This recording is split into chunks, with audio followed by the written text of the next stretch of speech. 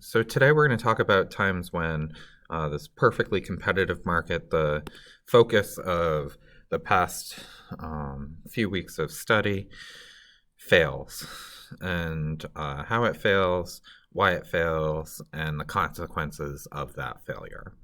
So we have this occur when we've got a monopoly, when we've got an oligopoly, or when we've got monopolistic competition. A monopoly, I think most of us are familiar with.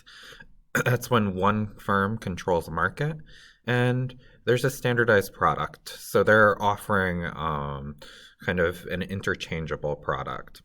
Oligopoly is similar, but instead of one firm controlling the market, there's a few large firms that control an industry. All right, and the product doesn't have to be standardized. There might be some differences between the products that they're selling. And then we've got monopolistic competition, which is similar to oligopoly in that the product is not standardized. They're differentiated from one another. However, there are many firms. So it's still like a perfectly competitive market in that there are a lot of companies producing in the industry. It's just different in the fact that there's not a standardized product. There's kind of differences in them that will influence our consumption. So make sure you copy down this table as it's a quick summary of what we just talked about. All right, so product differentiation just means that there's differences in the features of a product that might make you favor one or the other. And non-differentiated products just means that they're all interchangeable. So how do we kind of talk about firms and whether they're an oligopoly or a monopoly? How do we classify our industries as competitive and not competitive? Well, one of the main things we use is this concept of market power.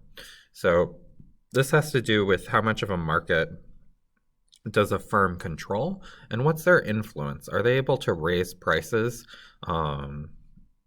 market wide, or are they price takers? Can they not affect the price?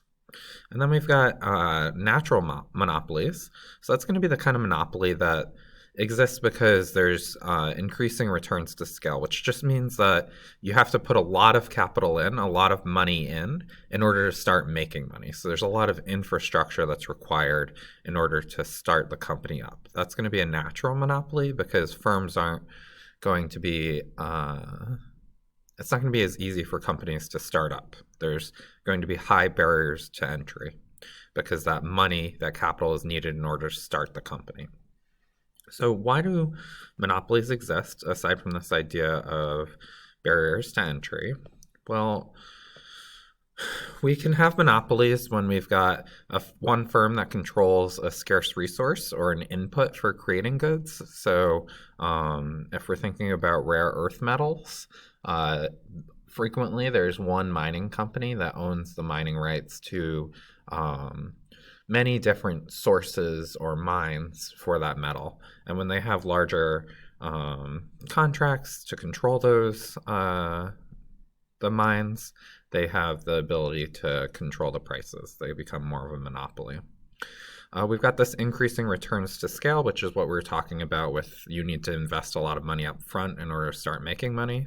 So an example of that could be like cellular networks, because you have to have a lot of infrastructure in order to start selling cell phone plans. Technological superiority. So this is like when one company has an innovation, they patent or copyright that innovation, and then they're ahead of the curve. They're the only ones that are making that good to start. Then we've got two more, the network externality, which is kind of the mob mentality. So a firm benefits from having a large customer base, making other people want to join. So this is kind of not your traditional monopoly because there's not high barriers to entry. It has nothing to do with having a superior technological superiority most of the time. It just has to do with like a lot of people are using it, so you're going to benefit from that many people using it and that other people want to join. And lastly, we've got government created barriers. So this is when the government gives exclusive rights to something. So patents and copyrights on new inventions protect the investment the inventor put in to make the product. So they're guaranteed to get some profits on the back end because they'll be the exclusive producer of that good. So an example of that could be like pharmaceuticals, right? These pharmaceutical companies invest millions in creating a product, bringing it through clinical trials, and then they're given a patent on the back end, and they're guaranteed to be the only ones that make that drug for a certain amount of time. So they're able to recoup their investment and profit, right?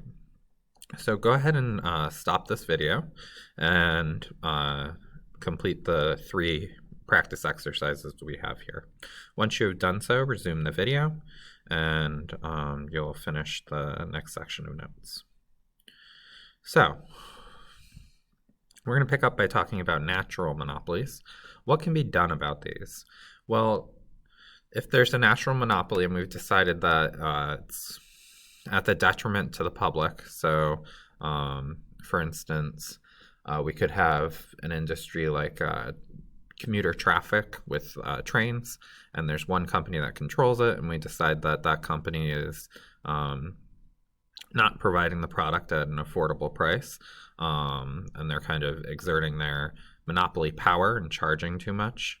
The government can take over that firm and make it a public service that they're overseeing, right? And they can also set price regulation. So they can set a maximum price. You'll remember from previously when we set a maximum price, that's called a price ceiling, and that's going to be below the market price.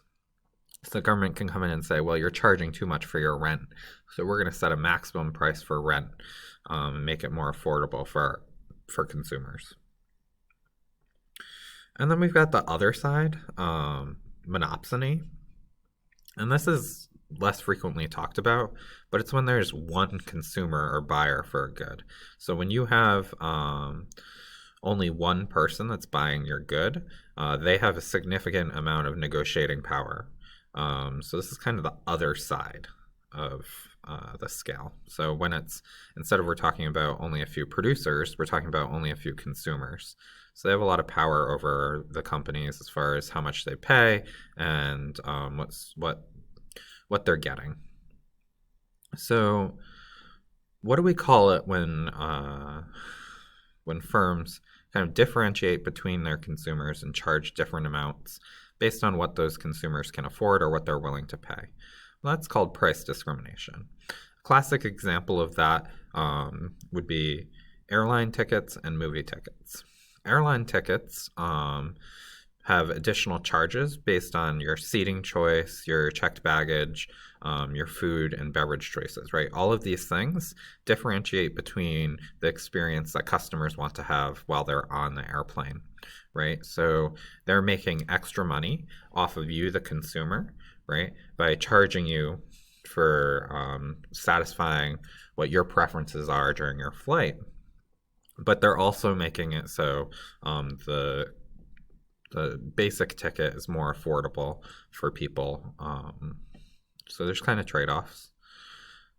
A movie theater also gets away with price discrimination because that candy you're buying in the movie theater, you're paying more for, and you're willing to pay more for it because it's convenient and you don't have to plan ahead and bring your own refreshment. Right, so that brings us through the chapter 13 notes. So once you've completed the notes and the practice, submit that through Teams. Have a great day, folks.